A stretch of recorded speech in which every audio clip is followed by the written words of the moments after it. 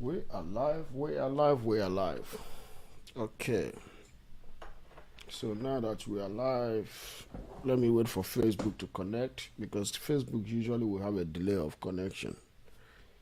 But once that is good, we should be fine. Yeah, we are live now. Yeah, ladies and gentlemen, happy Thanksgiving. Happy Thanksgiving. I hope you all enjoyed your Thanksgiving last night. If that is the case, let's be grateful for the year that that's about to pass, and also look forward to the next year that is coming. Great and mighty things will happen. That I know for sure. Great and mighty things will happen if you listen to this channel. You're definitely gonna have a what do they call it? You're definitely gonna have a faith for the future ahead. You're definitely gonna have faith for the future ahead, and I pray that the future will be brighter and brighter. And I hope that yesterday's Thanksgiving that you guys were able to spend it with your loved ones, had fun with it, be able to do whatever you had to do to prepare those turkey. I know. And also be able to laugh and see the ones you didn't see in the past year, or maybe the people that you didn't get to see that much, but you were able to see them yesterday. Those are things we're thankful for. There is nothing like family. Family is the reason why we're here. And when we leave this earth, it's only family that will say goodbye to us. So anytime you are with a family, be grateful for having a family. Yeah, they put you through a lot. They give you a hard time. They're the ones that know you in and out because they saw you grow and became who you become. So that's why we should be thankful for family, because we can't do without family. Family is everything. Our existence is for family. Everything we build today for a better tomorrow is for family. Family is what makes a nation. No nation exists without family. So that is why it's incumbent on us to make sure that we have family by us, no matter how they treat us. That is the significance of Thanksgiving. Thanksgiving is a time when, like, I know a lot of people don't celebrate it for so many reasons, but whenever you have to celebrate, be it Kwanzaa, be it Thanksgiving, be it Juneteenth, celebrate it with family, because they are the joy that you have. They are your legacy. Family is the reason why this channel started. It's about family, about bringing family together, about fighting the big market that separates family for their own profit, about companies, again, fighting against companies that don't think about family but only think about their bottom line. This is the reason why this channel started. This channel didn't start to make it comfortable for you. No, it's not going to be comfortable for me. Neither is it going to be comfortable for us. Neither will it be comfortable for you. There are things that I say in this channel that are not comfortable for me, but I have to say it. I might not like it, but I have to say it, because those are mistakes that I made. And then those are mistakes that I also see other people doing. And when I tell those truths, not my truth, not your truth, in this channel we don't discuss my truth, we don't discuss your truth, we discuss the truth. So when we say those things, it might be uncomfortable for me, it might be uncomfortable for you, it might be uncomfortable to the general public, but the truth is the truth, no matter how uncomfortable it is. And the truth about this channel is to discuss family and family wealth, which means discuss family and discuss family wealth. That is the reason why this channel exists, and that's the reason why this channel will keep existing. We know that some people might not like it, but I'm sorry. I'm sorry, it is what it is. And I wouldn't tell anybody not to like it. I would just say, take the hard pill. Take that red pill. Swallow that red pill. It's bitter. But look beyond today.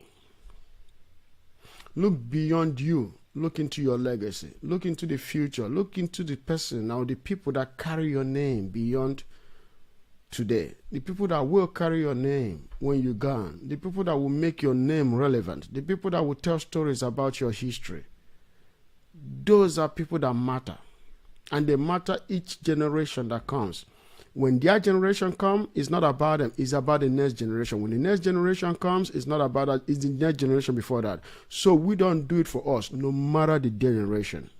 Because the problem today is that people always think that, oh, me, I, myself. No, we have to swallow that pill that makes it uncomfortable for us and makes it known to us that it's not about me, I, or myself. No, it's about the next generation. Because you want them to get here and make them understand it's not about them. It's about the generation. So we kick the ball. You kick the can down the road. That's how family comes to be. That's how your name continues. That's how your legacy lives on. Yeah. So tonight's discussion is also about family. It's about family, but it's also about a group that is mostly responsible for the breakup of the family. Be it women, be it men. This is a group that also contributes greatly to the breakup of family. The reason why I say that is because this group 6, are the most educated in terms of women with beauty. Group 5 also very, very educated, like I discussed before. They might not really have the beauty because they are of average beauty. Group 6 is more beautiful. They have the beauty, they have the education. But the level of entitlement in that group makes it very, very impossible for the black community to grow. When I go back to statistics and look at the census of African American history, with the Caucasians, it came to a time in about the 18th century when the black population and the white population was almost at pair. Then it was about 10 million blacks, or a little about that. But then, if you go 200 years later, black people represent 12% of the U.S. population, whereas the white population has become as high as almost 65% of U.S. population. Why did it happen like that? Yes, I do understand there are waves of immigration that happened in the 19th and the 20th century that skyrocketed the white population very high. That is a valid point. It's not an opinion, it's a fact that it was a population boost. You know, a lot of money were given to the Italians, the Irish, the Jewish in order to increase their wealth, and that helped to grow the white economy. Yes, I got that. But that was then. We're talking about now. This is a red pill. Now we have less women. We have more women with education. So what these women do is that by obtaining education, they don't see the need to be able to mathematically be in one house to grow the financial means of that house in order to grow wealth transfer and legacy. So it becomes more about them. I, me, myself, satisfaction, the way they want to be satisfied. They want to be satisfied financially. They want to be satisfied emotionally. They want to be satisfied in everywhere that they feel deemed. And when that satisfaction doesn't come her way, she's gone. She's gone. She's gone. It's about her. It's not about the future generation. She doesn't care about the future generation. It's about her. And then if you look at it, there are histories that brought about this. One of the history that brought about this is because most of these girls, and I will discuss about the men too. I'm not letting the men go off on this. Most of these girls, what happened is that they are either the only child in the family or one of the two children in the family. So they got so many attention. They got so many attention, and those attention that they got to them is more of themselves. So the family kind of encompassed everything around them, and to them that became more of themselves. Things being catered for them, everything being provided for them. So with that being said, or with that emotion, so what it did basically is that when they got married, or when they get married, or when such a girl gets married, she gets into a family, and she also wants to be spoiled just like her dad spoiled her, because she became a father's girl.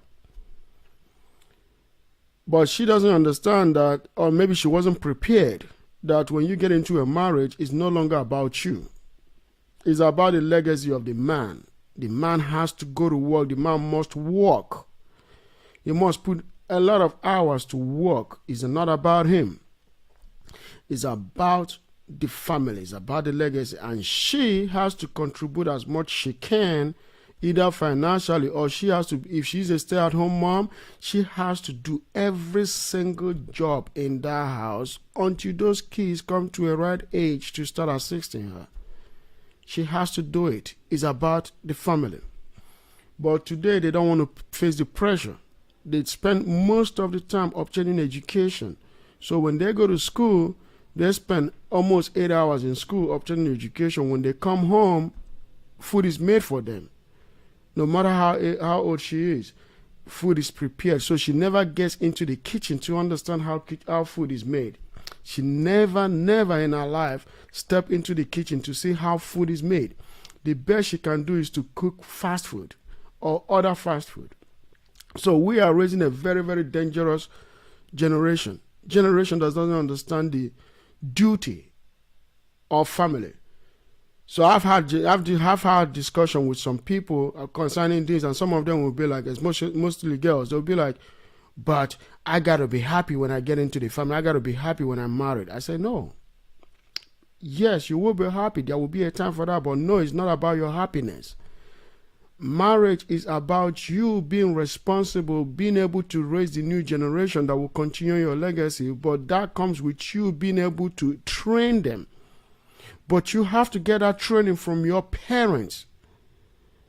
From your parents before you then go into training the next generation. But if you're not equipped to do this job, how are you going to be equipped to transfer that knowledge? Knowledge is not given, knowledge is acquired.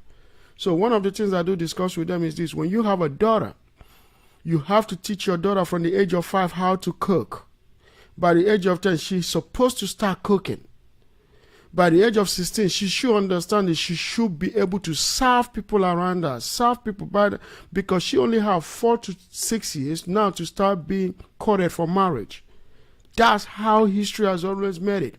But today, when you bring education and you train a daughter how to go to school, but you're not training her how to live with a man, it becomes a problem, because she can respect her job, she can respect her boss, but she can't respect the boss that mattered, which is her husband.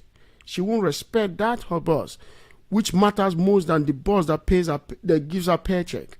She won't understand that because she was never taught that. And the same goes for men too.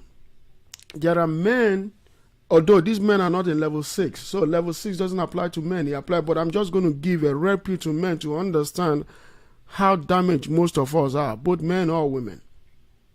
Both men and women. In this case, you have some men that don't even understand how to hunt for the family, how to protect the house. Most of these guys are raised like husband, son, or son, husband. They don't understand that when you wake up in the morning, you got to prepare yourself for work. But by doing so, you have to learn it from your parents when you were a child. How your parents wake up in the morning, how they prepare for work, how they take every matter in that family serious. Because you are the man, you set the tone. The reason why most of the things happen in our community today, especially for our women, is because the men don't set the tone. You have to set the tone. You have to put everybody to work. You have to lead by example. If you don't lead by example, if you don't show the example, if you don't make things matter, I'm telling you, the pedestal which you lay is the pedestal your wife will stand on. If you put a pedestal of comfort, joy, happiness, vacation, spending money and all these things, she will behave based on the pedestal you set. But if you lay down this pedestal of duty, of family, of wealth transfer, of knowledge, of academics, but more especially of family duty, she will stand on it. So that is why it matters a lot. Family matters a lot. Family matters a lot. Duty to family is number one thing. Not happiness, not fun, not joy, not celebration, not vacation. Those things don't matter. They come later. You got to build wealth before you start building those things. Yes, you got to go to vacation, but you cannot bankrupt your family for vacation. You cannot bankrupt your family for your desire. You cannot do that. It's not the best way to live. It's not the best way to live. So that is why what matters in this conversation is how to understand that when it comes to this level 6, some of them will obtain all this education. Level 6 are just as they are mostly very beautiful women. They come with education. They have what it takes to attain high level. But what they don't have is being able to tone down their masculinity, which they're not supposed to have at the first place. But at the same time, when they come into relationship, usually they will come with kids. That's why they become adjusted. They come with kids. Some of them are a little bit older, but most of them come with kids. When they don't come with kids, they come with age and experience. And men are not attracted to those things. A man doesn't want to raise another. Most men, especially men of high income, they don't want to raise another man's child at all. They don't want to do that. They act more like the animal kingdom, where when a lion takes over a lioness, he kills the cub of that lioness so that his legacy alone can continue. That's how men of high value think. They come into relationship, they don't want any man's legacy. They want every money spent in that house to be spent on their legacy only. I'm sorry. You might not like it, but that's how those men think. They don't have compassion the way you want it to be. Because when you are used to better men doing what you want, when you come across men that won't stand to what you want, you become angry. You have entitlement. Those women come with entitlement as well. They want men to raise kids that are not theirs. But most men don't like that. Sometimes economy make men to accept what they can in order to continue. But most cases they don't. It's mostly forced on them. Do they have choice? Yes, they have choice. Because everything you accept in this life to grow, which is your choice. So right now, I'm going to start opening up the line in a little short time so that we can have a discussion. I'm going to be bringing Rounder to this conversation, but I have an incoming call that I have to respond to real quick, and then I will be right back.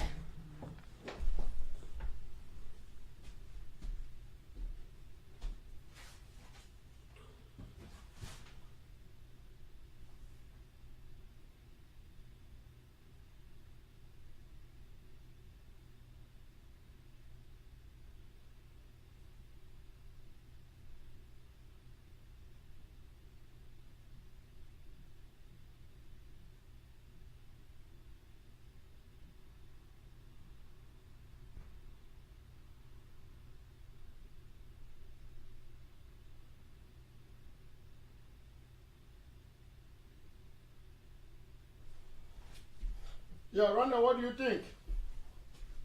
You guys can come on. Yeah, Rhonda, I'm free. You can come on. So what do you guys think based on what I just said? I came in. I came in halfway through it, so I didn't hear everything. No, but based on what you had. Based on? No, you can. But did you hear some of the monologue? I did. That's why I say I came in kind of like late in it. No, that's fine. That's fine. That's Okay. fine. We can continue where you on what you heard. We can form conversation based on what you heard. So what I'm discussing basically, let me just try to break it down a little bit without going really deep into it because some of these guys are going to start coming online very soon. Some of them are at Best Buy, buying shopping for Black Friday. So Victor, I don't know if Victor is coming on tonight, but Eric is coming with somebody else, but they're on their way home right now. Then Tia is going to join by maybe in the next 10 minutes or 15. So what I'm actually saying based on the monologue is this. So when you look at the adjusted six that I was talking about, I said that we're going to discuss adjusted six tonight mostly. So some of but this adjusted six, I'm not going to make it just about the women only. Remember, I said we are going to discuss about men after we've gone through level 10 of women.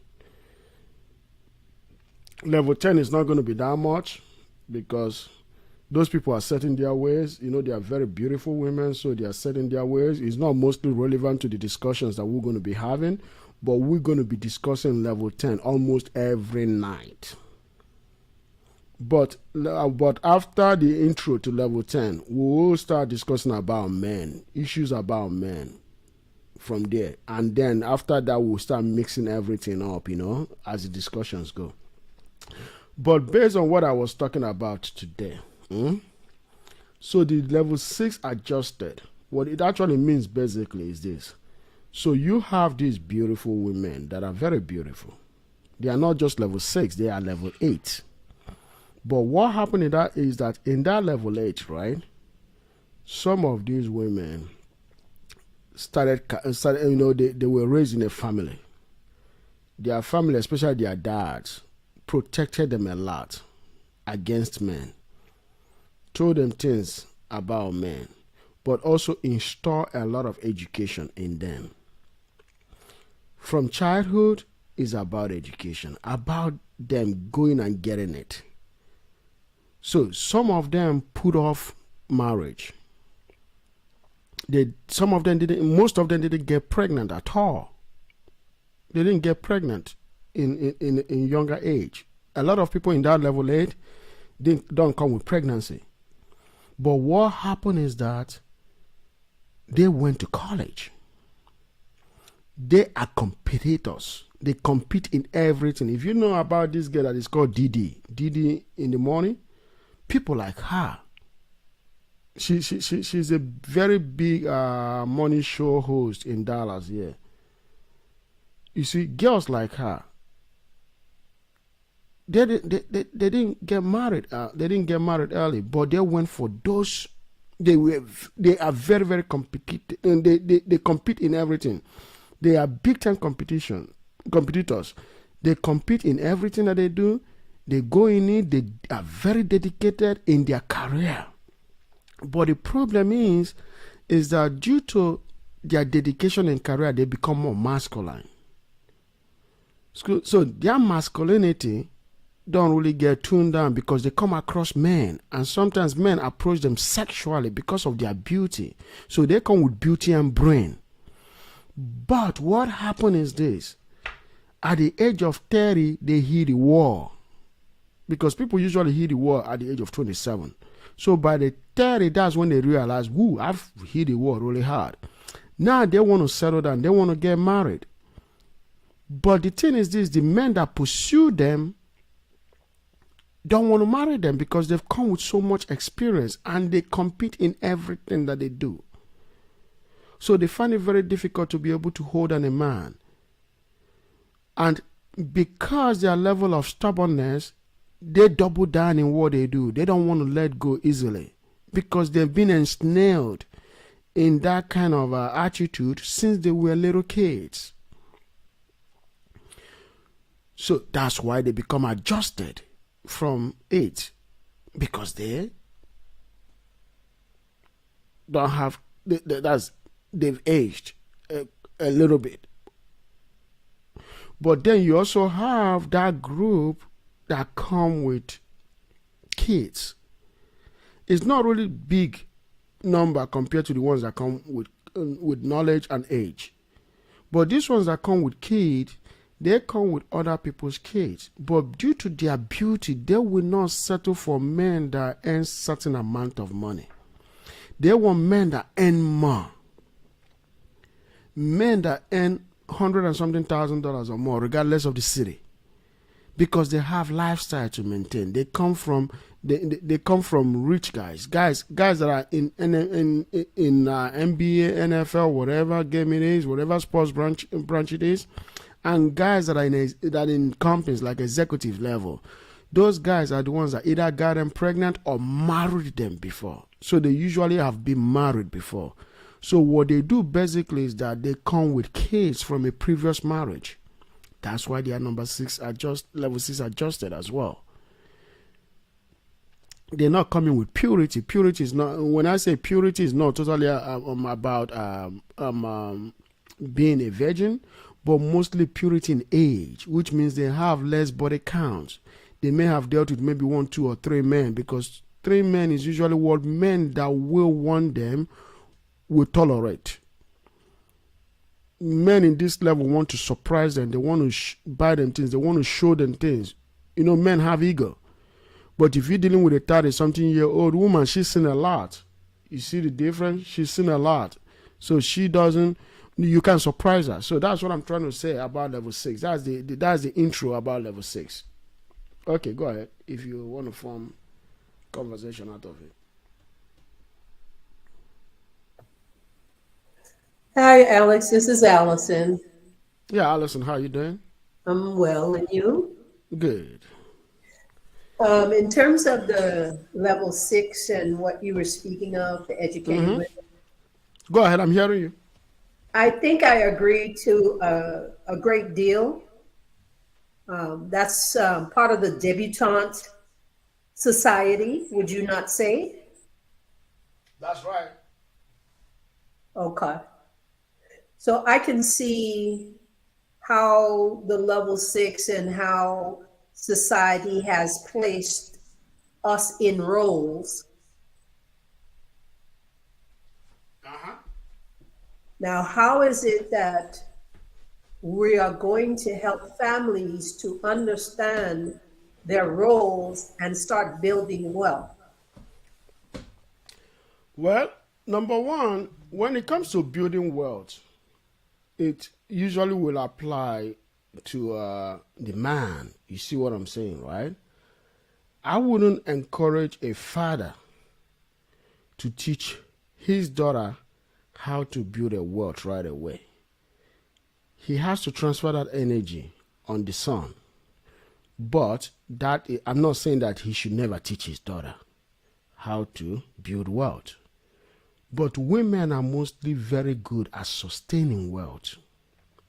Men are good at building it, but women are good at sustaining it. So my thing becomes, teach your daughter financial management. You see what I'm saying? Because 80% of buying decision is made by women. But if the same women can understand financial management, they will not spend 80% of household income on shopping. You see what I'm saying? Which I would say, 50% or 40% of household income on shopping. They wouldn't do that. They won't take money that they earned and hide it to buy a Louis Vuitton and bring it home. Or buy my merchandise and bring it home. You know what I mean? But it's good that a woman should dress good, look good. But there are ways to make those shoppings without destroying the family budget. There are a number of things you can buy a year. You know, it's called financial management. Well, of course. So a couple of things that you mentioned, Alex. If a man, such as my uncle, has 7 daughters, no sons, I'm exaggerating, he has 1 son and he was the youngest. He has to teach all of his children the responsibility of handling their money. Yes. He has He to will do give that. his, But go ahead. he will give his son additional training because he's a different child. Yeah, it's not just that. Remember, the son keeps his legacy, right? Right? Women were never meant to keep a man's legacy. Women are meant to go to another man and help him build his legacy, not to create not to sustain legacy for their parents, but for another man. Right. So So- we're talking about solutions based on a global perspective, right? Yeah. So if your uncle per se has 7 daughters, no son, right? Uh-huh. What he would do basically is still have to teach his daughters how to, number one, help another man to sustain his wealth legacy. Is nature must have done one thing to him. He's not the only one. You see what I'm saying? Well, his The thing wife is that will do that because that is her responsibility to teach her daughters. It is his also responsibility has- as a man to teach his daughters how to help because his wife, which is the mother of those kids, supposed to gain a knowledge from her parents before she came into his family to help him to sustain his legacy, right? So it is his responsibility to teach his daughter how to make another man sustain their legacy, because he's going to have grandkids on that side, even though his legacy is not sustained because he doesn't have a son. That is why sons are very important in a family. I understand how women are very emotional. They want to change nature. You can't change nature. God and nature created it like that sons sustain a man's legacy. But here's the thing, Alex, and Yes, I'm not disputing what you're saying about nature. What I'm disputing is that you think women want to change nature. Now, Rhonda said a few weeks ago, I believe she said that it was about building together. So, given the chain, the wife was taught by her parents, not just her father, but their parents. And she now teaches her daughter with her husband, and that chain continues. However, if it's a totalitarian, agrarian understanding that the man teaches everybody and then the man goes and gets the money and supports the family, the pressure that's placed on the man at some point in time will break that man. Okay. That's the problem with this current generation. They say the pressure that is put on a man. I'm sorry. The pressure has to be on a man. It has to break him. He never choose to take up that duty, but the duty is given to him, right? So why did woman come into play?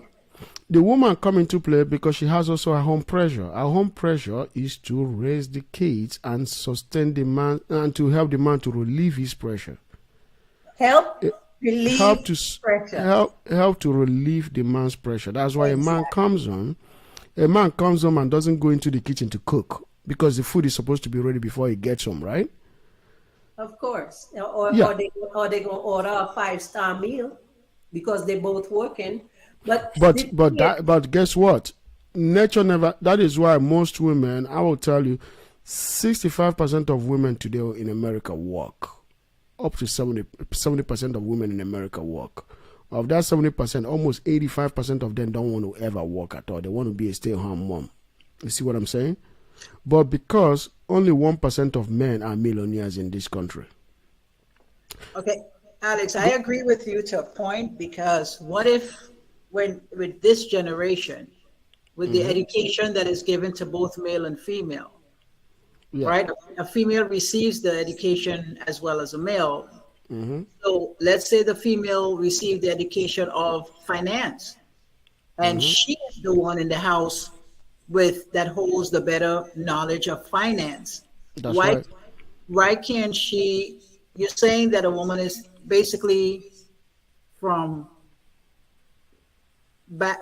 tradition, right? The woman teaches her daughters to be in the kitchen, to cook and do stuff like that. But what if she has an education of a financial aspect, how to hold the family together? Are you saying that she should not Remember, be the one? remember that I said in earlier of this that's the early stage of this conversation that she helps him to sustain his legacy, right? Which means if she has an experience that she's bringing into the family, she has to utilize that experience, and if it includes financing, she has to, because she's helping him to sustain his legacy. There are men today that have companies, right? In those companies, they have finance guys, gurus that run the company for them. But if they're lucky to have a woman, a wife that also has experience in that finances, what do? They usually will let their wife manage their money, right? Because she's good at it. But the thing is this, that was like almost 50 years ago, 40 years ago, 30 years ago. Most women today don't play that role. Because most women today make 80% of, guess what? Purchasing decision. So they're not saving as they're supposed to say, help the family save. They're not building wealth as they're supposed to help the family build wealth. Now they are actually destroying the wealth. And there is nothing that destroys wealth today like buying high-end things that you're not supposed to buy all the time. And also divorce. Divorce is also one of the ways to destroy family wealth. Is one of the most biggest way to destroy family wealth. You see what I'm saying? So most of them are not even building, those are not even helping men to build legacies anymore. They are actually cashing in. They go into marriage to cash in. Go ahead. Well, and that is the sad reality, not only of the Black community, but in general. Yeah, this is general. This is general. This is not just Black community. It's so sad that our Black women are doing that, but actually it's general. Right. Because mostly two races do that in America. Two races mostly. The most of the race don't. The two races that do that a lot, the two races that do that a lot are both white and black. It's not that prevalent in Asian community, neither is it that much in the Hispanic community or the rest of the communities. It's mostly white and black that do that a lot. Right. So the women at level 6 that you call level 6, I call this whole level that you're speaking of part of the, those debutantes. That means I don't know what they call the gentlemen, but I know the women. Yeah. No, the men are not ranked. The men are not ranked because men are not ranked based on beauty. Men are only ranked mostly on financial capacity too. So that's why when we discuss about men, it's going to be mostly in one group, but it's going to be extended. It's going to be days and days worth of the conversation. But women are ranked. You see what I'm saying, right? Right. But men are not ranked because men only have one ranking. We're looking at then women that have education, have the ability to understand business, how wealth is formed, whether they choose to or not would be dependent on their marital situation. No, but the thing is this: most women in this group, this is what you gotta understand. Group says they come with beauty, and sexuality mostly. Then they come with education. You see what I'm saying? But most of the two of their greatest strength are beauty and sexuality.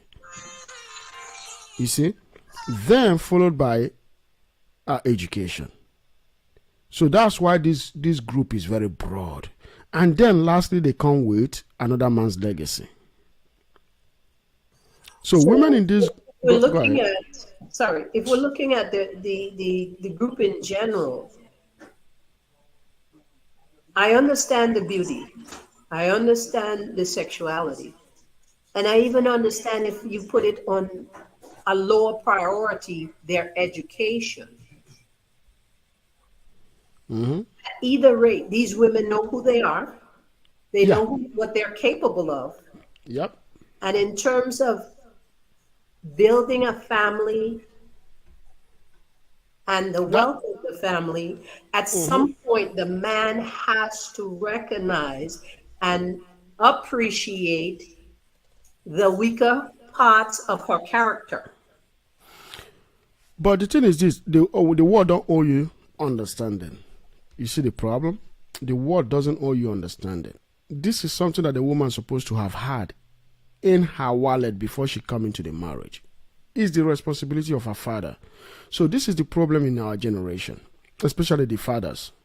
The fathers of the generation, especially the men that are between the age of 75 and 50, the problem with men in that generation is this: they kick their responsibility down the road, and then they want another man to fix their problem, to fix their problem or fix their failure.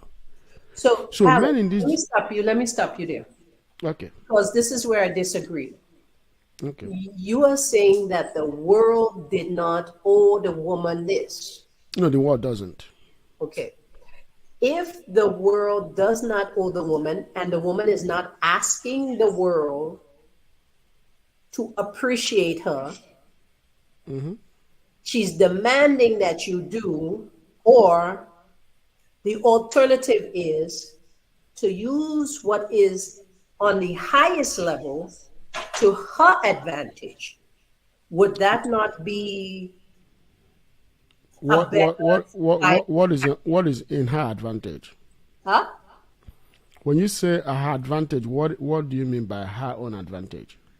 So if we were to say, okay, the beauty, the sexuality, and the education,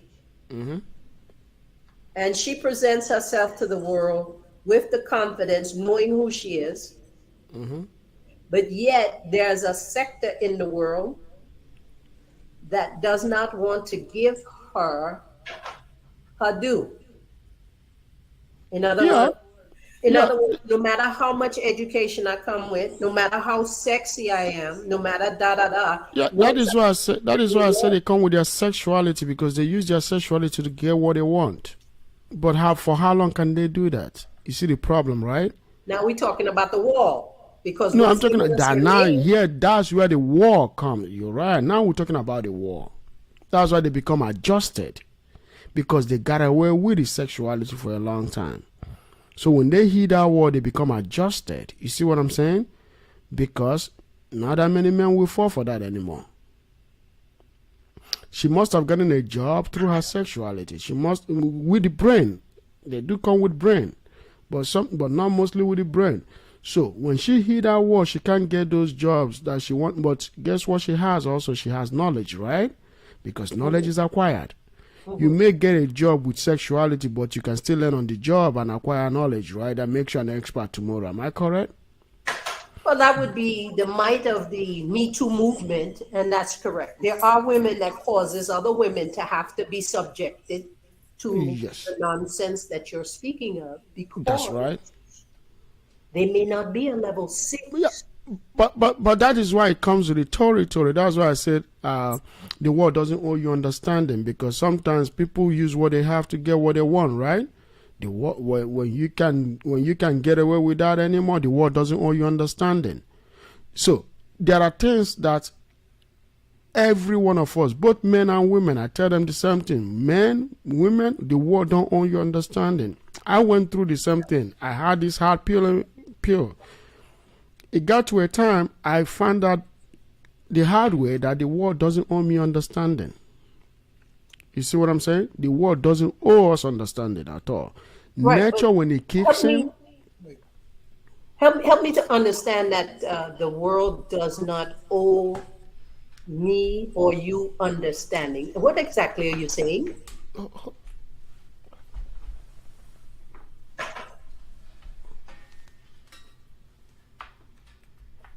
What does that mean? Hold on, can you hear me? Yes. Okay. What it means basically that the world doesn't owe you understanding is this. Let me put on my mic because my mic got disconnected. It must have. Let me go back and make sure that this mic is connected. That I'm using this mic, not another mic.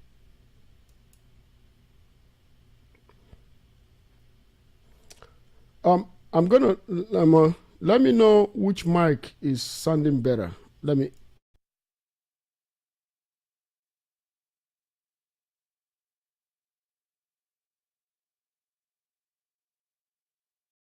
Can you hear me?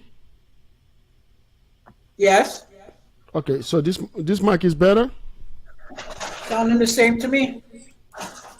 Okay, let me do one more mic.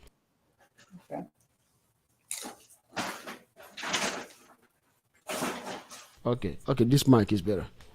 Okay, so your question one more time, please. When you say the world, The world doesn't need to. the world doesn't, Doesn't own your name. Understanding what does it mean? yeah, When we say that the world doesn't owe you understanding, meaning that there are things that you're supposed to have known naturally, that's supposed to have been taught to you, right? And you want somebody else to teach you that at a later age, something you're supposed to have known at the age of 5. Let's put it this way. During the monologue, I said that a young girl is supposed to have been taught how to start cooking at the age of 5, right? By the age of 10, she should be able to be in the kitchen on her own without any assistance to cook. By the age of 16, she should know how to serve everybody in that house, which means she should have been good at it. Meaning that no matter how much she put in school, that's good. She should go to school. But the most vital thing in her life is to know how to cook. That is the number one vital thing for any girl on earth. Is to number one, know how to cook. And if she doesn't know how to do that, she can't keep a man. And the world doesn't own her any understanding why men can't be with her. Because these are something she's supposed to have known how to do. But now she doesn't know how to do it. The world does not hold her any understanding. That's what I mean. okay, Alex. That was one of the things that the world don't owe you any understanding. That's one of it. There are many things again in life. And let's assume for a man, right?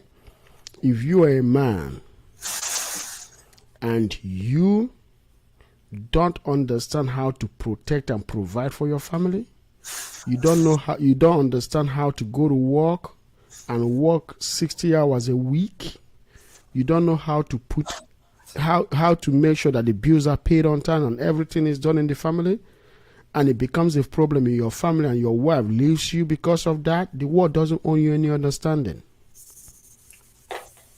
You see what I'm saying, right? Yeah, you know what you just said, right? Yes, I But- probably would use a different phrase because no one owes anyone anything. It is just something that you learn through life, you pick up through life, and even in nature, there's going to always be a lion that comes in the herd that's going to take down either the older lion. That's right. So in nature itself and the circle of life, things will happen naturally. Mm-hmm. If a woman knows how to cook and she knows how to rear her children, teach them manners and everything else, Mm-hmm. her daughters how not to be so quick to open your mouth, but listen, you have 2 ears, 1 mouth, and all of those other things. At some point, if the world says, if you're a size 5, you hit this level. And if you're a size 14, you're on this level.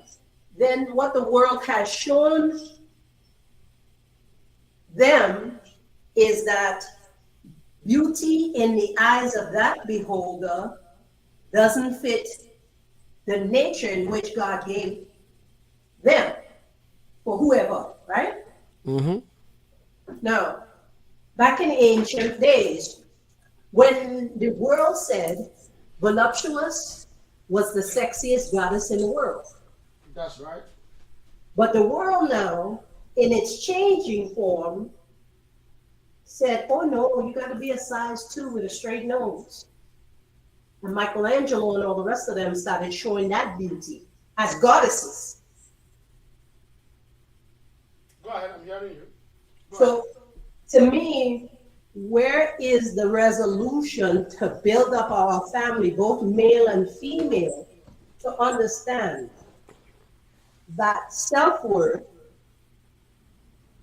needs to be established, And once self-worth is established, you then now grow in it and share it, not only with your brothers and sisters within the household, but with everybody you come in contact with.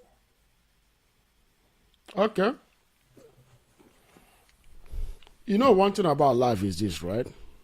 When you start phrasing words in order to appease to people, you just diminish the strength, the impact of that word, or that, or the intended impact then will be mixed.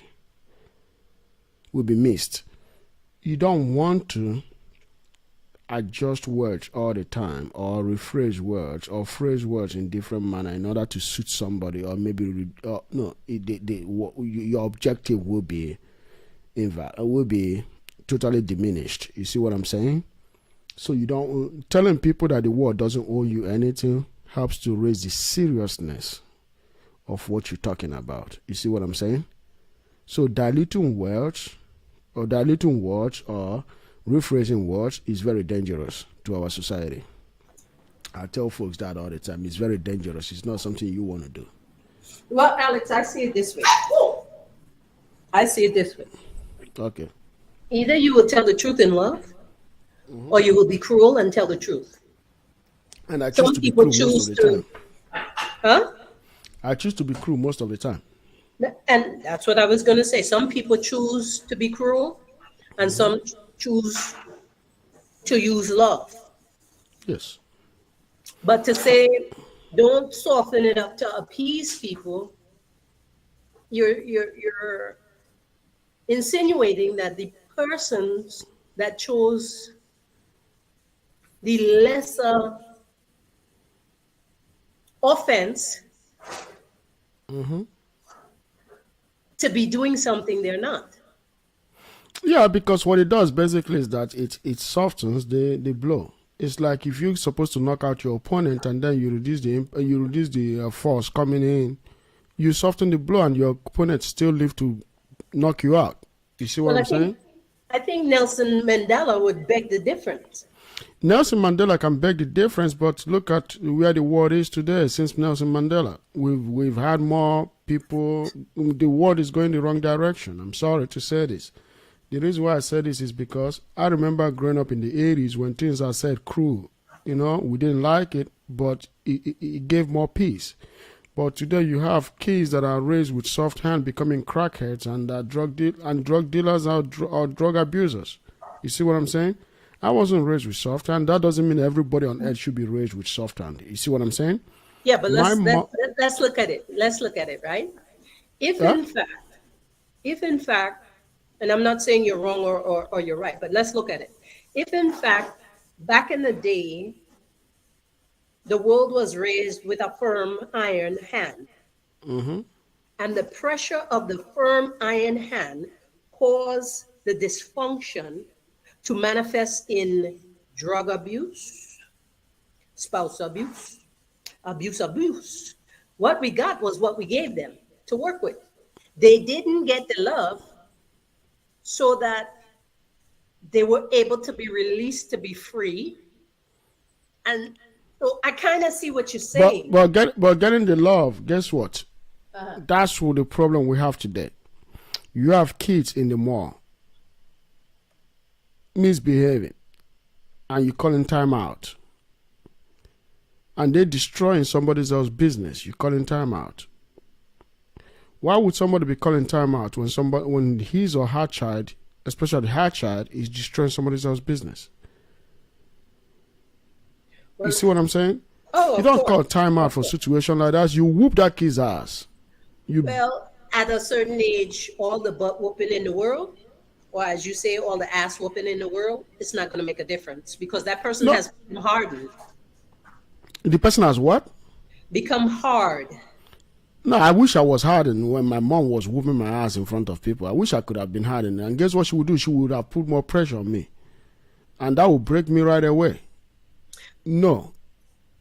When a child is a child and misbehaving and you put pressure on them by whooping them, they can be hardened. I don't care how hardened they are. It's a slap that can throw you through the other side of the road of the floor. It's not something you hardened for. You see what I'm saying? So let me understand, okay? Yeah. Because there are many people in the world, and if I have 3 children, Uh-huh. and I see the personalities of all three, Mm-hmm. one child, if I take the things away, they straighten up. Mm-hmm. One child, no matter what I do, if I Mm-hmm. whoop that ass, they never straighten up. Mm-hmm. And one child, if I talk hard to them, they straighten up. Mm-hmm. So now I see of the three how to handle each. With a That's true. soft word, the child who can't stand me to argue Mm-hmm. may say, okay, mommy, and do what they're supposed to do. Mm-hmm. The child that I take their things away, Mm-hmm. he will grow some animosity, but he will learn to do whatever it is he or she is supposed to. Mm-hmm. But the one in the middle, no matter what I do, I could beat them, I could scream, I could take everything, they're gonna never learn. But that doesn't mean you should stop doing what you're doing, because I gotta tell you, everybody that has large family has this problem. In my family, we have that. Almost every family on earth has that problem. You see what I'm saying? But you don't stop. God sometimes, God doesn't give you all comfort. He still gives you a child that will stress the hell out of you. You see what I'm saying? Of course. But is in your place to know how to deal with that stress. That's why he gives you that problem for you to handle. So you have to figure out how to handle it. That is why the world doesn't owe us no apology. We have to do what he gave us to do, or what he gives us to do. Which means if he told us, I'm going to give you 5 kids and one of them is going to be as crazy as they come, you just got to deal with it. You see what I'm saying? You have to maintain that pressure until your power gives up, which means the child has outgrown you. You see? But if there comes a day when they have to face their Waterloo, you've done your part. Because some of these kids might be good for the family, they might be the bad kid, the bad child of the family. It's your cross, which means if they turn out to be bad tomorrow, you've done all you got to do. And the world will thank you for that, because the world saw you doing your best. The world will not blame you. You see what I'm saying?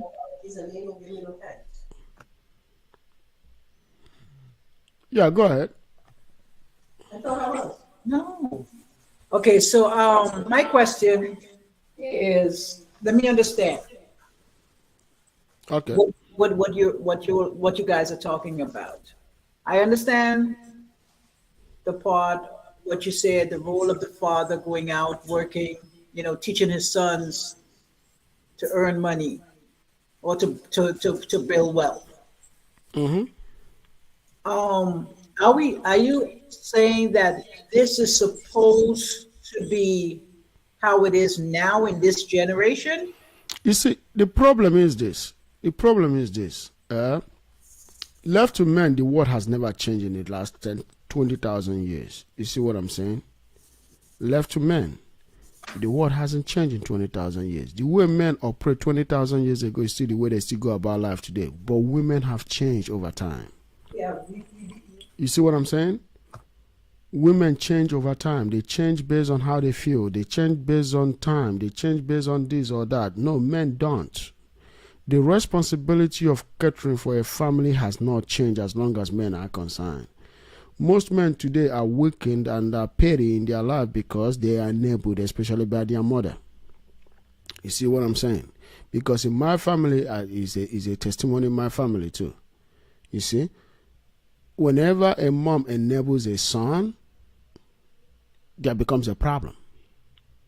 So, you as a mother cannot and should not take away the responsibility of being a man from your son. It has to, because a child grows based on input. You cannot soften the responsibility from him by saying, oh, time has changed. No, time has not changed. A man has to be a man 100% of the time. A woman has to be a woman 100% of the time. No change of roles. The role has never changed, and the role shouldn't change. The Okay, so problem then is my question to you then, Alex, would be, what is the definition of a woman? a woman, just Yes. like I said earlier, is to help a man to raise his legacy, to sustain his legacy. That's the role of a woman. When a man comes home, you make sure the food is ready for him to eat. Or if he wants to eat later, that's fine. You put out the food, put it in a place where he can maintain the temperature, and when it's ready, you bring it out. And to make sure that the kids are well behaved. You see, you have to make sure that the kids are well behaved. That's what a man wants. And then you have to make sure the man has peace, because men return to home when there is peace in the house. They return. They don't stop at a bar to drink. They don't go to another woman's house to get what they can't get from home. You got to feed him. You got to empty his balls. And you got to make sure that he is happy, which means he has peace. Definition. And when a man has peace, I got to tell you one thing that a lot of women don't understand. When a man has peace, he will do anything for you. That is why you see some women will be that this is the best man in my life. But what people are not asking those women that say this is the best man in my life is that what are you doing that makes him to be the best man in your life? You got to ask her, what is she doing? And I got to tell you, 2 hours might not be enough. Because if she starts telling you what the man is doing, you'll be shocked. What she's doing to make the man to be the best man in her life, you'll be shocked. And I'm telling you, based as a man, I have friends that never want to go home after work, and I have friends that are running home after work, and they will tell you two different things about their wives at home. Okay, now I understand what you're saying, but I tend to disagree with you somewhat, not 110%. Okay. Because I believe that you said what man has done for how many years, whatever it is, hasn't changed. For over 20,000 years or more hasn't changed. Right, but society has changed. No, society hasn't. It's just that the women in this society is binary.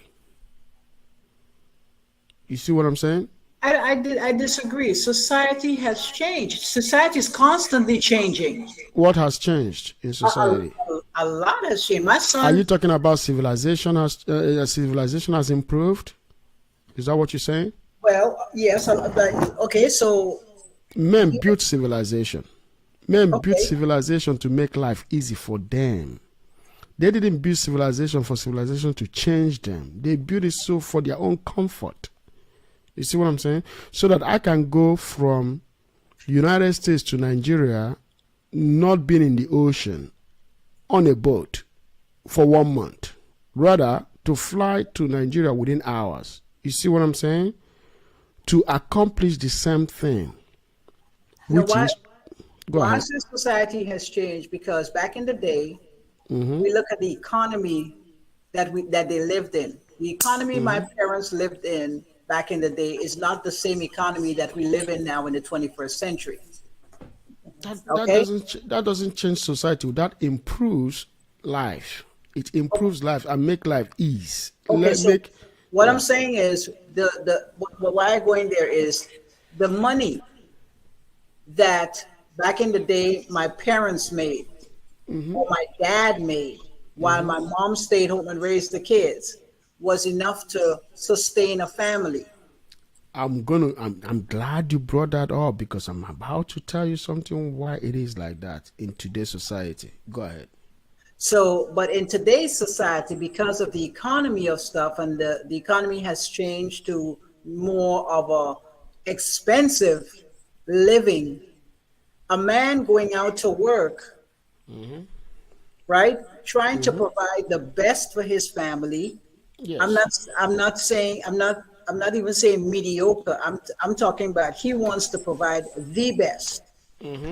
But his salary alone cannot give that the best for him. He needs the helpmate of his wife to now contribute to that.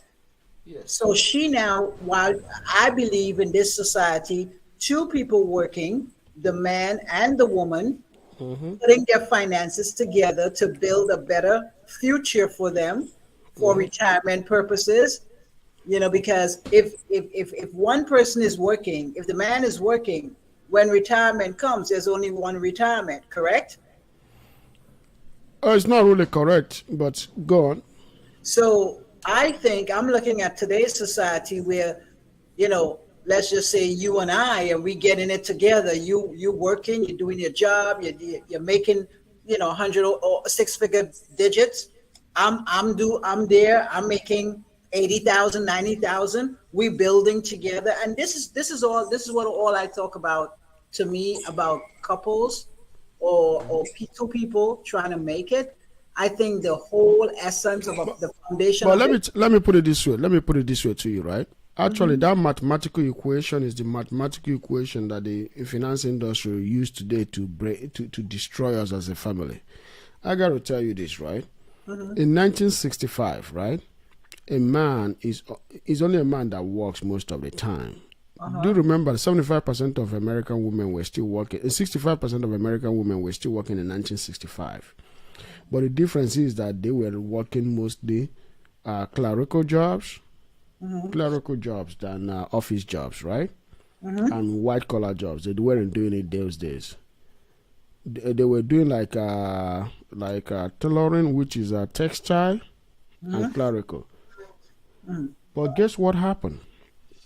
Then the economics at that time find out that, hold on a minute, if we can get more women to do the main job, we can actually bring down the payment system, which is the take-home pay for the men, drastically low. Because now they compete with the women. You see what happened, right? So if you are a man at adjusted rate today, most men today at adjusted rate, we're actually earning about $120,000 when compared to 1965, right? But the average man today is earning actually half that. Because the reason why they're earning half that is because women are agreeable, men are disagreeable. So when offices want to hire, they want to hire more women because women earn low than men because they are agreeable. So they encourage women to come out into the workforce. So that actually cut the rate of a man supposedly by half.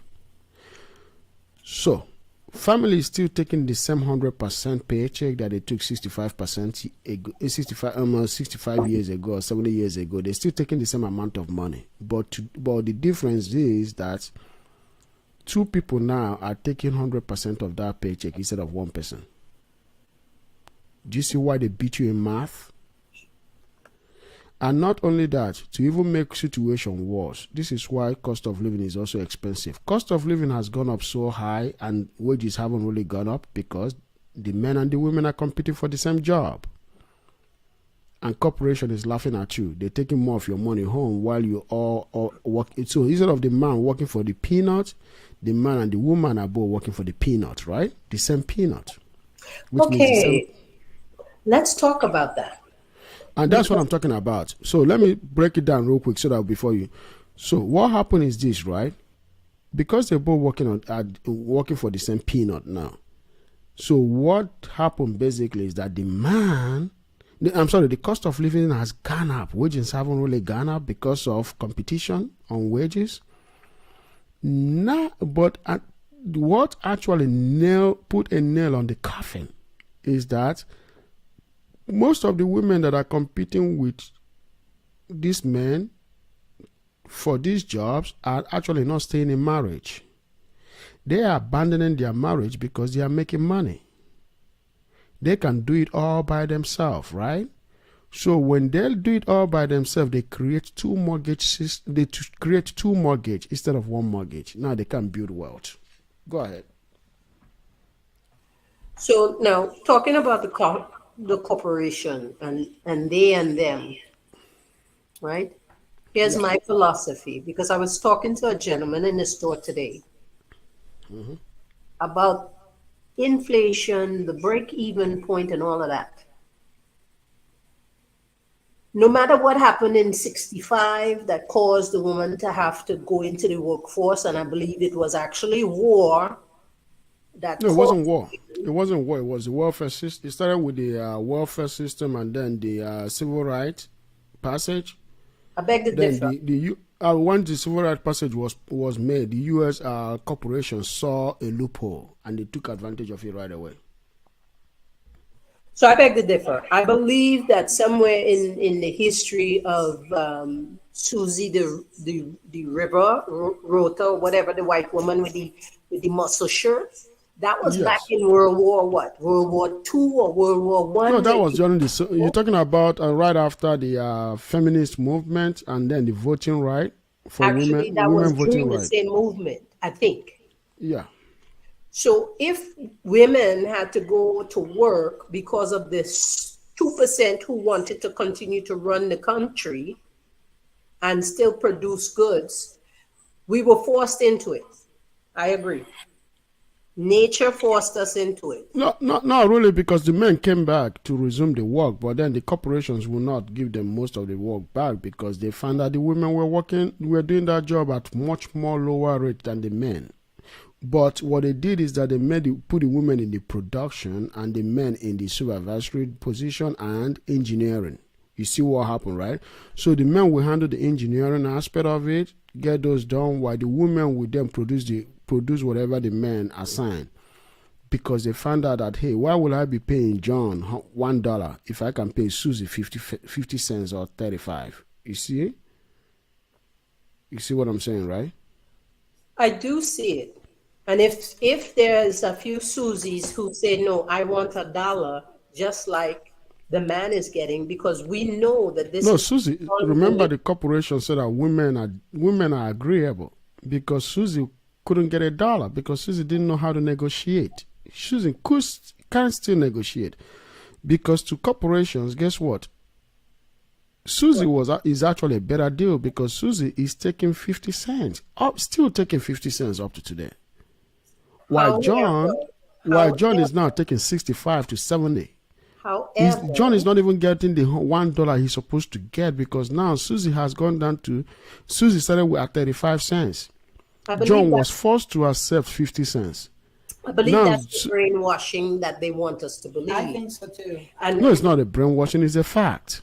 it is a fact to the point that when the Susies say, I want equal pay, That's right. instead of us coming together and establishing No, our we own- can't come together. Hold We on, cannot come together because she's asking for equal pay, but not for equal work. Let me finish, because if she's doing equal work or better, but Do the you- world do- that owes me no explanation. Do you know what is equal work and equal pay?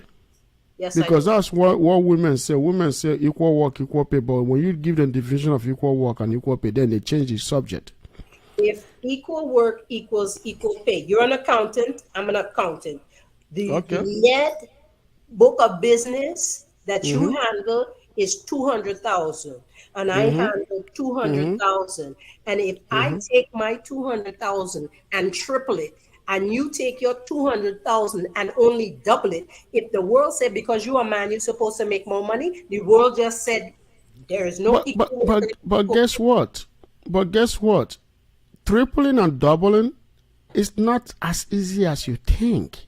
We're not talking about Because I'll tell you why it's not as easy as you think. Because women make that analogy and it's not correct. Because most time when men go into negotiation, business negotiation for a company, men usually will come out with the highest profit for the company than women. Women don't usually go into negotiation because they don't really negotiate it that well for the company. That is why you see company strategically will always hire men, because men are disagreeable. They will force the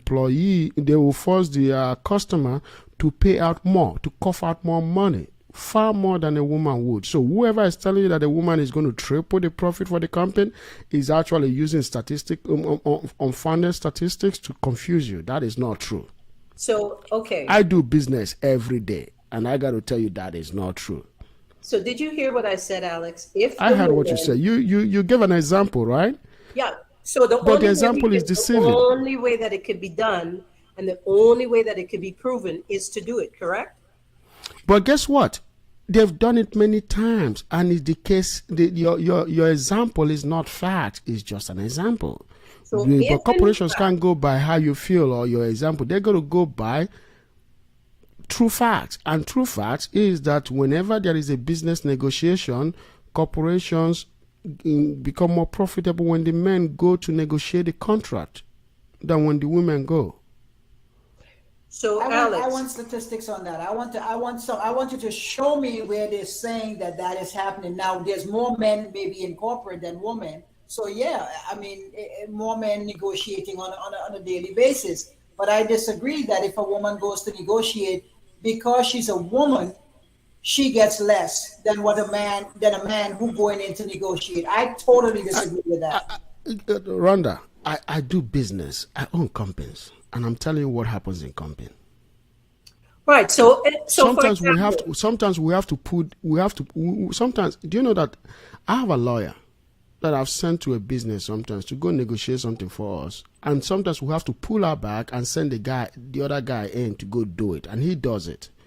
But the reason why we allow her to do it is because we just want to give her the opportunity.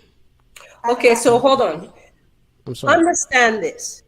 If it is a female senator, it is her bill. It is her idea. And she knows how the world works. And she put her puppet male up front, but yet she still achieves the goal that she wants for her constituents. Guess what? We don't care as long as we get it done. So But that is what I'm saying. But at what cost? You get it done at what cost? At the cost of getting it done. No, but that is not how. But that is not how things are done in the corporate level. You see, when you kick the ball, or maybe use a different analogy to score point, I understand where you're going to. But when you talk about business, corporations don't see it like that. That doesn't mean that there are no women out there that do marvelous jobs. There are, but not competing with the same man at the same level or the same experience or more. People should be paid equally if they do the same if they put the same amount of effort to get the same amount of outcome. They should be paid regardless of their gender. You see what I'm saying? And color. And color. They should. 100% correct. I'm not doubting that. But what I'm saying is this, right? You cannot say that, oh, Susie have to be paid this amount of money because she's a woman. No, she has to have done the same job and have the same outcome for her to be paid, and not just one time, but many times, because corporation don't give you a raise based on one deal. You must have multiple outcomes before the raise comes up. You see what I'm saying, right? We're not talking about affirmative action here. We're talking. I'm sorry? We're not talking about affirmative action. I'm not talking about affirmative action. I'm talking about corporate. I don't know anything about affirmative action that much, but I'm talking about how corporations think. That is why you see. Go ahead. If we go into the corporate workplace and we say, we've done our research, I want X dollars, and the corporation says, you're a woman. Doesn't say that to me. Corporations will not say that if you. Hold on. They don't say that to me. But in their mindset, you're a woman, we're not going to pay you.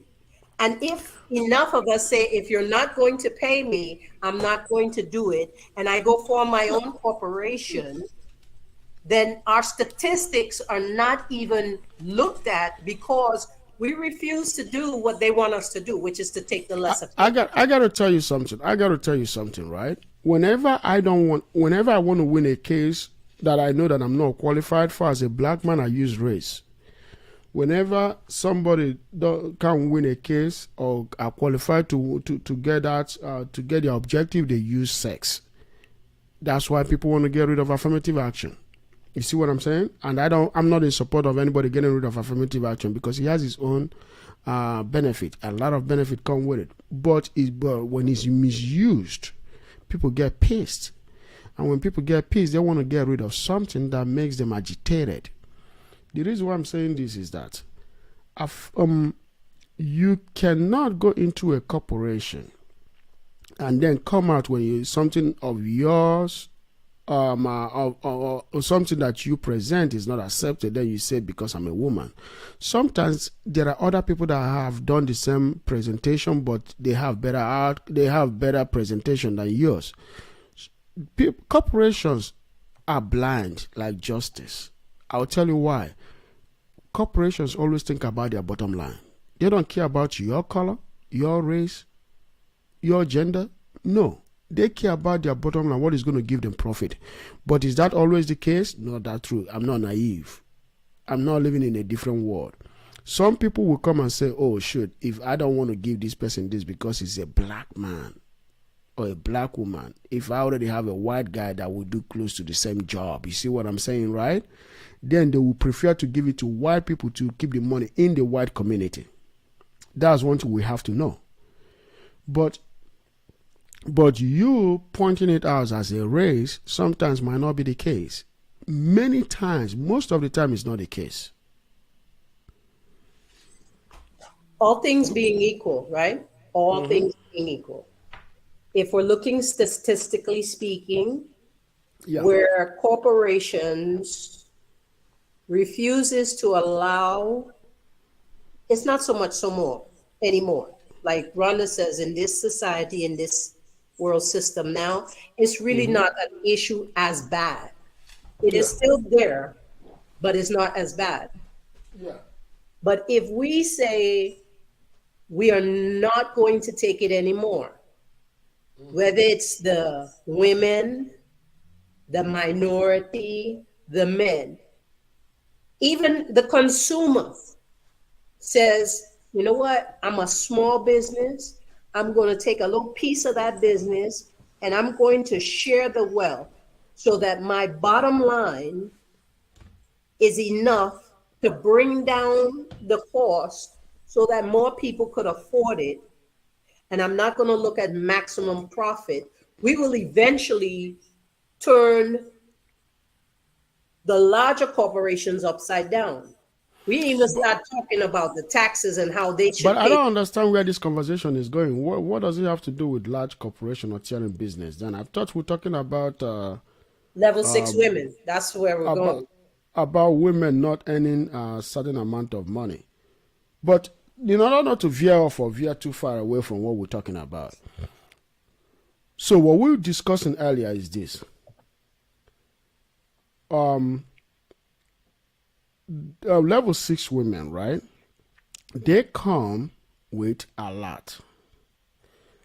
But what they come with are mostly not attractive to the men that want them. So what they will do in some cases is that they will go for the men that don't want them. But then they will subject those men through a lot.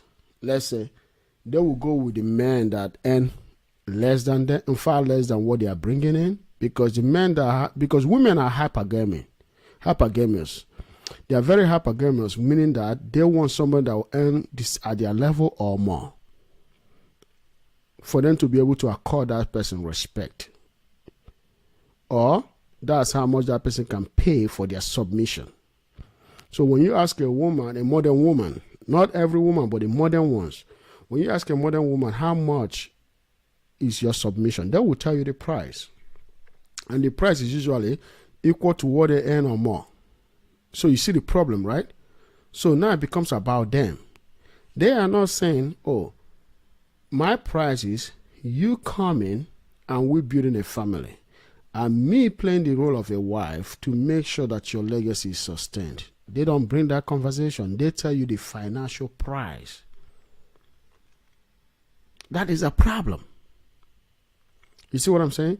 It is a big problem in our society because they are not having conversation that will benefit a family that they're about to start. No, they are having a conversation to benefit them as an individual. And guess what happened? When it doesn't benefit her, right, then she wants out. She believes she can do better. And when she leaves, maybe 3 years, 5 years later, she found out that she's still stuck. That most of the men that she's getting are either not as rich as, not anywhere rich to her level, or they are taken from her and they don't want to start any family with her, or they are using her to the next level, and as soon as they get to that level that they want, they're gone because due to the amount, because she is material, and being material makes her not to be able to respect any man because she's material. She come in with a material sake. She left a different marriage with a material sake. And one thing about men that most women don't understand, because that's what I always say in this channel, that women don't want to know about men, or they don't know about men, is that whenever a woman leaves a marriage, right, or leaves a man for another man, that man don't trust her. Yep. You see what I'm saying? The man will not trust her. I'm a little lost. Go ahead. I'm a little lost in everything that you're saying in terms of the problem. Only because I don't look at problems, but I try to find solutions. But you can't find you can't, as an engineer, right? You can't find a solution to a problem you don't know. You become vague and everywhere. You have to know the problem, understand the problem, before seeking the solution. You can't come and they told you that a bridge, that the integrity of a bridge is not sustainable, and then you go there to fix the bridge without knowing where the problem is. You see what I'm saying? So what you just said right now, you see what you just said right now is the problem in the modern day woman. Yeah, the modern day woman wants to know that she is protected. She wants to know she is secure. But that's not what she's supposed to be doing. She could, what? That is not what a modern woman is supposed to be doing. Oh, so what we supposed to do? What a modern woman is supposed to be doing is, like I said earlier, is not about her. That's the problem with the modern woman. The modern woman makes everything about her. Whereas it's supposed to be about the kids. The kids come first, not her. She comes down the road. She comes third or fourth. But Alex, before you could have any of that, you and your man have to be in one accord. And I have to get ready to go home because my man coming home and I have to make sure his food ready for him. That's why you don't because you putting yourself first means that you're not going home to make sure your man is this or your kids are this. No, you're going home to make sure you're good. That's putting you first. But if you're putting your man and your children ahead of you, that means you got to put you third or fourth. You see what I'm saying? I'm going home to take care of my man. Huh? But she says she's going home to take care of her man. But my bad. Oh, Alex, she's going home. Yeah. But Alex, my question to you is, I think like to me, what I look at a perfect marriage is, and there's no such thing as a perfect marriage, but whatever. But what I'm saying is, when two people get together, right? They spend time together. They get to know each other. Before the kids start coming, before anybody, they are building the foundation for their family. Both of them. No kids, no nothing. You know, they're building the foundation. I said to my hubby, okay, so now that we're married, this is, let's talk about what the function of our family going to look like. And he says, well, I'm the provider. I'll go out and I'll provide and I'll protect and everything. Now, again, we go back to the 21st century. If he's making 6-digit figures and he says, well, babe, I can cover all the bills. I can cover the mortgage, the lights, everything, whatever. I would like if you would stay home, and when we start having kids or you get pregnant, I want you to raise the kids because I don't want to put my kids at babysitters and strange people. Now that's fine. If he has the money to sustain a good family, not struggling paycheck to paycheck, and you're telling me I have to stay home. I'm not staying home if if you making But what the question that you're asking me right now is for the level 5, level 4 question. This is not level 6 and level Okay. 6.5 question. It's a level 4 question because remember when I talked about the blue collars.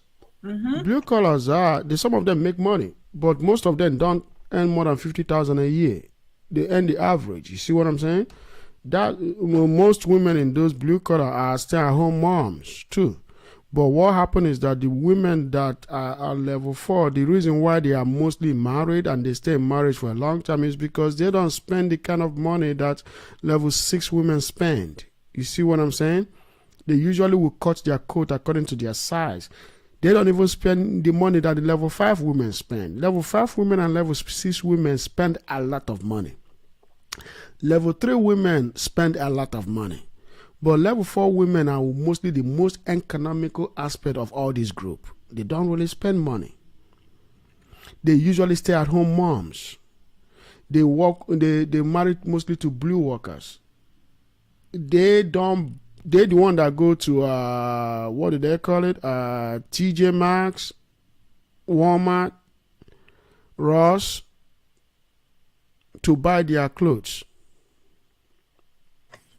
I hear what you're saying, but I'm thinking of a couple right now that I used to service, and they moved away. They moved to Ohio right now. They were my regular riders, and he's just at about 100 and something. I don't know his salary per se, but They usually won't marry level 6 and up. People Okay. that earn that kind of money marry 6 and up. okay. So his wife, when you say what you said just now, if I'm a level 6, what do you call it? Level 6, what plus? She might be level 6 adjusted. If he's Okay. earning that kind of money, she might be level 8, but because of kids, she's level 6 adjusted. Okay, so if I'm a level 6 adjusted and I'm taking care of a home that you're going out and work and making X amount of money, which is really good money, decent money, right? You're Yeah. saying that I may go shop at Ross and TJ Maxx and stuff. No. Level 4 women usually will. Level 6 and 8 don't shop at TJ Maxx. Okay, so They go to let me Neiman Marcus, correct that. Nordstrom. Let They me go to correct Neiman you now. Marcus, Nordstrom. Yeah. Okay, so then that's why they're spending more. They're spending money. That's what we've been saying. Exactly. Okay, so they're spending the money to take care of the home, because if I'm living in Frisco in a 5-bedroom house, That's where they live. right, and my husband is making the money, then what I spend to maintain that house, right, as far as the things that I want in it, the kind of granite countertop that we should have, the kind of curtains or blinds that we ain't going Home Depot and buying blinds. We ordering some kind of special blinds costing almost $10,000-$12,000. That's what I've been saying. Exactly. That's why I told you that women in that level, what they do basically, they do 80% buying decision. They run up the family credit cards. They put the family in debt. Everything is all about them. That's why I've been talking about level 6 and 6 adjusted. But let me. Everything is not about them. They are providing a home, a comfortable home for the man when he comes home. He has. No, they're not. Yes, he is. Yes, they are. You know why I said no? He's not. She's not. Why? Because most of the time, you got to understand that men in that level are what we call Henrys. These men are either starting a company or they're working at a company, but they're not earning 150,000 or more steady, 120,000 or more steady. They just starting. But if they earn $120,000 or more steady, then they become high value men. They also do marry 6 and 6 adjusted, high value men. So what they do basically is this. Yes, when she spend that kind of money, yes, she's keeping a lifestyle that he also will like. That's where your argument will make sense a lot. If they're dealing with the high value men. If they're dealing with the Henrys, they put them in debt a lot. They put them in high debt. But the reason why it's always about her when I say this is this. Whenever there becomes a problem in the family due to her spending habit, she freaks out. She gets pissed. She throws tantrum, and in most cases, she files for divorce. The highest number of divorce in people in that group are not infidelity. It's not infidelity. It's the number one rate of case of divorce in that group. Is usually finances. And last night I was talking with somebody that I believe that is in that category of high earner, and he was saying the same thing, that's true. That the number one divorce with women in that group, right, is financial divorce. Well, stay in your lane and marry who you can afford to marry. Guess what? That's why you see what you said is absolutely correct. That's why they do that. But guess what happens? They stay in their lane most of the time, but the thing about it is this: you cannot. The thing about these modern women is that they have grown whereby they don't even put their own family ahead of them. She is number one. She is the prize. Even when society and nature has told her no, she's not a prize, she said no, I am the prize. That's why she filed for divorce. That's why when she becomes cis-adjusted, she goes through many years trying to get men that will date her and marry her. She won't find that. Then she will drop to start looking for boys that are 10, 15 years younger than her. You see what I'm saying? Then she found out those ones only want her for sex and her money. Then she gets into depression. That's why women in that category are the highest self-medicated or prescribed, that deal with prescription most of the time because of the depression. You see what I'm saying? I hear you. Okay. Yeah. So it's not easy. It's not easy. It's just not. Life is not that rosy for them. But the thing is this. Due to their beauty and what they've gone through or what they've seen in their 20s, right? They believe that life is supposed to be like that throughout. That is why I said that these are women that have entitlement. They have high level of entitlement. They have high degree of entitlement. They believe that the world should remain the way it is for them. But it's not like that, because they would definitely heed the war. And when they heed the war, right,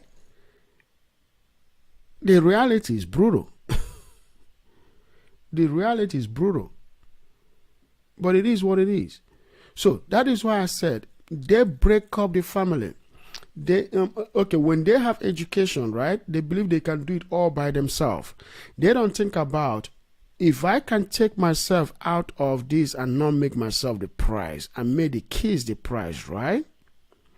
Because most time the men the men that marry these women don't even make themselves the prize, even though they have options, right? They don't exercise most of their options.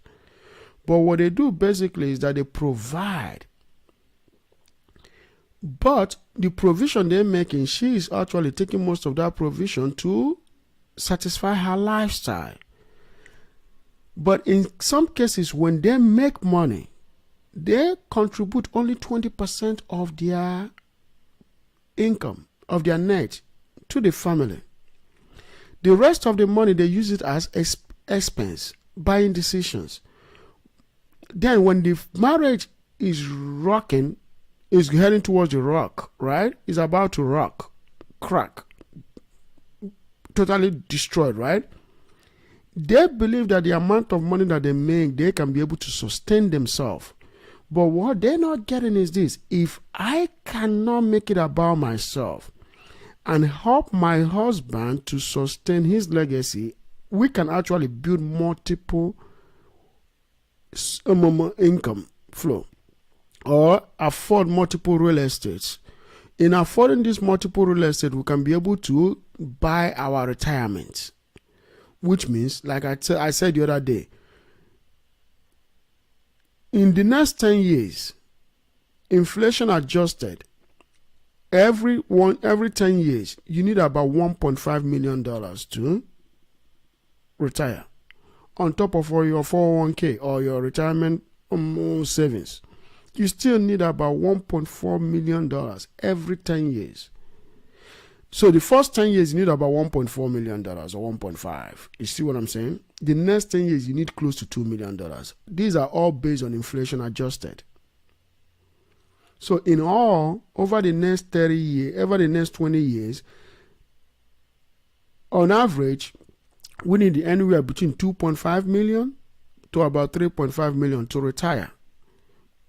And how do you get 2.5 million or 3.5 million retirement if you only have 401k? That means in your 30s and your 40s and your 50s and in your mid 60s, right?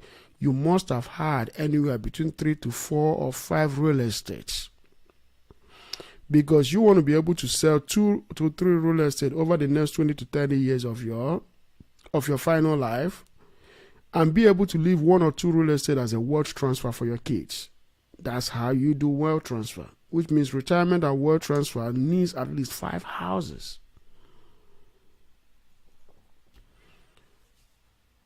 Go ahead, Rhonda.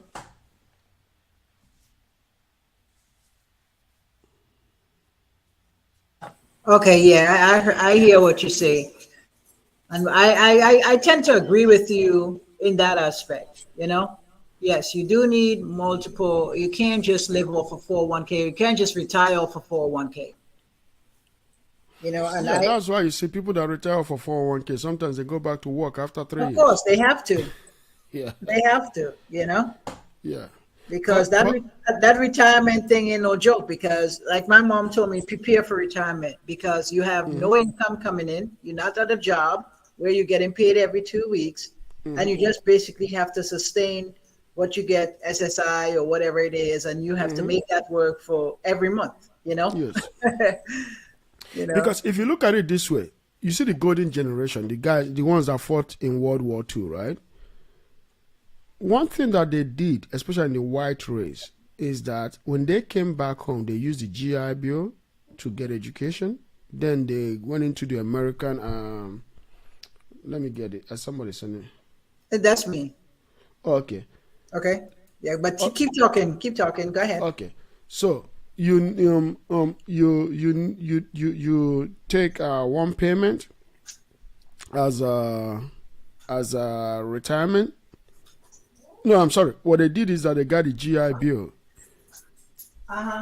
Then, beside getting the GI Bill, they also had a head start or whatever, but I forgot what they call it during those days.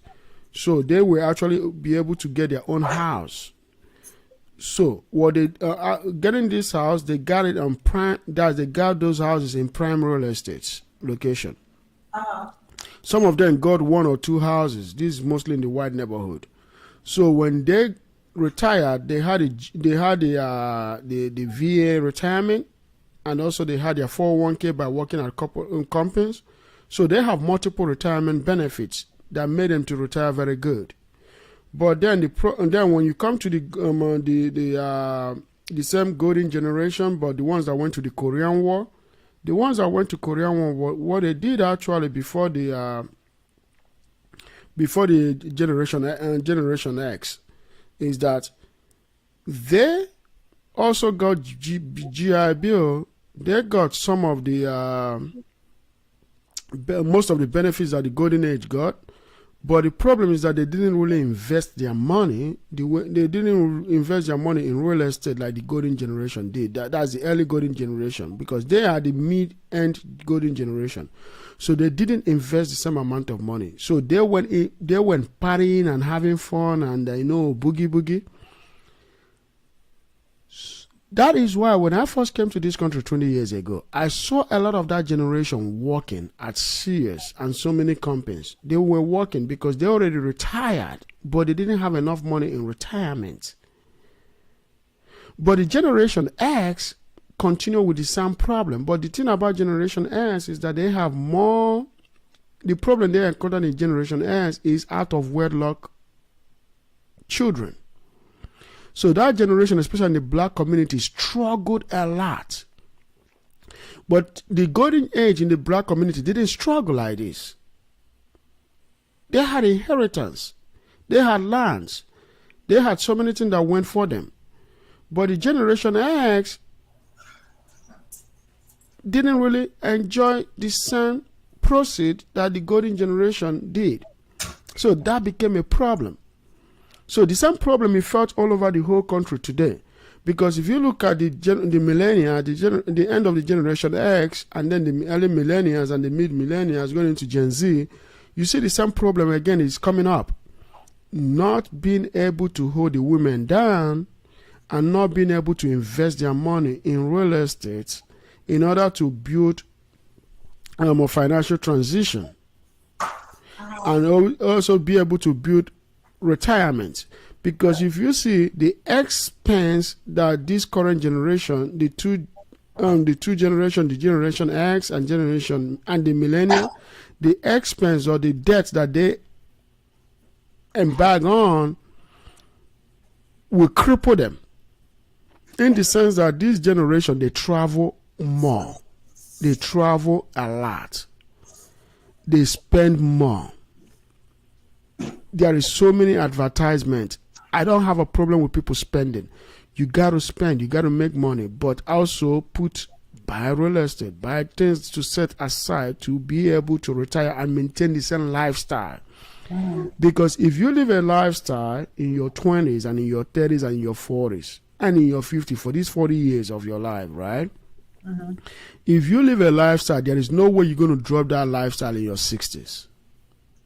So how do you sustain this lifestyle? Is to be able to set some money aside to be able to purchase certain properties so that by the time you get into your mid-60s, you can start selling one or two of those properties to sustain the lifestyle with your 401k or whatever retirement or savings that you have or stocks that you have. Okay. Yeah. Okay. All right. I gotta run. Okay. All right. Okay. So this is it. Thank you so much. I think everybody, today is Black Friday. Today is shopping day. So a lot of people were out shopping. So I think Right. that's why they couldn't make it. But the next broadcast is going to be on Sunday night. Okay. On Sunday night is going to be the conclusion of Level 6 Adjusted. Then we're going to discuss more Level 6, but Level 6 Adjusted. So it's going to be part 3. Okay. Yeah, we're going to discuss more about it. I'm going to make sure that everybody's we're all in the same page before we go online. So I think by 7 o'clock, I'm going to make the final decision on that. So thank you so much, Rhonda, and I'm looking forward to see you probably on Sunday. All right. Will do. Okay. Thank you. Good night. All right. Good night. Okay. So, ladies and gentlemen, so this is what I'm coming to the conclusion of this broadcast tonight. So this level 6 adjusted, like I've discussed, is a very, very interesting level. A lot of us may have been exposed to people like that, not everybody, but you gotta understand that it takes a lot to build family wealth. It takes a lot to build family wealth. Marrying somebody, knowing who you're married to, knowing the person you're married to, and then don't marry for the beauty's sake, but marry somebody that has the brain to help your family, and understand that marriage is not about her, but about the children. That will help you a lot to be able to have a sustainable family, to have a sustainable life, to be able to have a family that will carry your legacy beyond.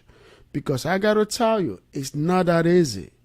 It's not easy, especially in this modern day. Yes, when the ladies you are telling me about modern day, they're right. But men haven't changed. Women have changed drastically. They change with time. They change a lot. But beside them changing, we also have to understand that comes that change, also comes responsibility. So responsibility to family cannot be overstated. But when you have to go into a family with one leg and one leg out, it's not good. Always thinking about the next move, to bail out, to get the bags, to grab the bag and leave. You are totally destroying yourself and your family. Because most cases, people don't understand what they've put, what the decision that they've made is really catastrophic until in their 50s. By then, it's too late. You can't go back and fix this. You cannot. You've created another entitlement.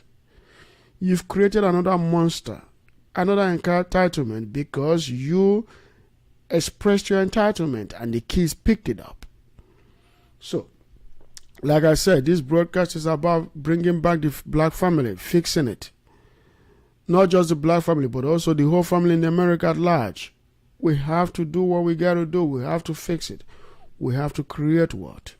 If you don't fix the family, you cannot create what? The only thing you're going to have is entitled kids, spoiled kids, drug addicts. It's going to end there. People that will not continue with your legacy. But let's do whatever we can to make this happen. Hasta la vista. Good night, guys. I will see you guys tomorrow. Yeah, I'm trying to get, these music thing that will be playing in the background, introductory music with timer, and also goodbye music when the show is done, so that way we can play some music and have some good time before the show, at the end of the show. Yeah, that's what I'm gonna try to get out maybe by this week or next week, to introduce it and make this this broadcast, the podcast is gonna change. It's going to change. It's going to look good. It's going to improve, and good things will happen in it.